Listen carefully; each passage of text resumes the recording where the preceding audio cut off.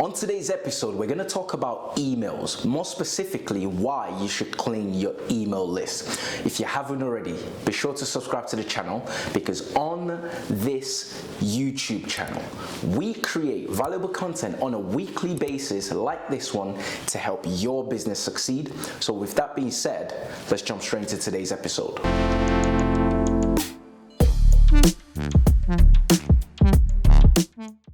If you're new here, my name is Steven Soladimi, or for short, you can just call me Mr. SOS.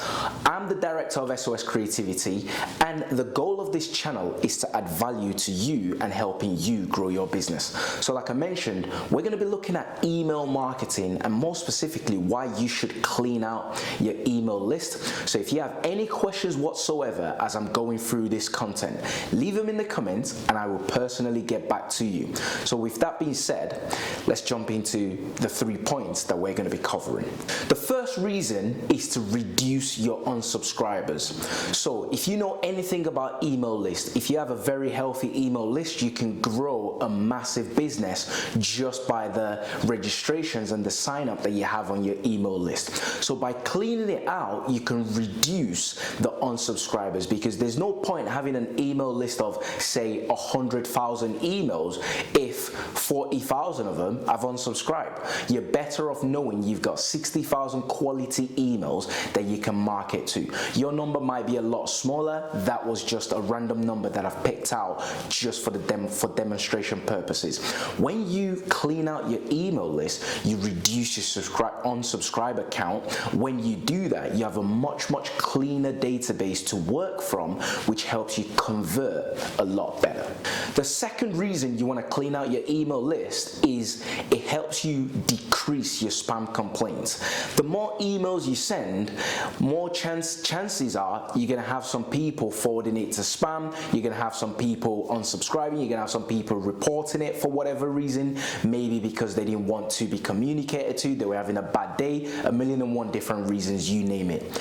But by cleaning out your email list, you can decrease your spam complaints because the higher the spam complaints that you have, the less your email is delivered. So for example, if someone has an Office 365 account, you send an email to them, they send it as mark it as spam, and then loads of other people do the same, your email deliverability reduces, which means yes, you might have a healthy number of email subscribers, those people won't be getting your email because there's been a lot more people marked it as spam. So when you decrease, it helps you decrease your spam complaints so you can deliver a lot more emails. Finally, you've heard me talk about delivering a lot more emails. Why is that important? Well, the reason it's important is because it's going to help you increase your open rate. The more emails get delivered, the more people open your emails, the more opportunity you have to do business. And if people like the content of your email, they're able to convert and turn it into paying customers.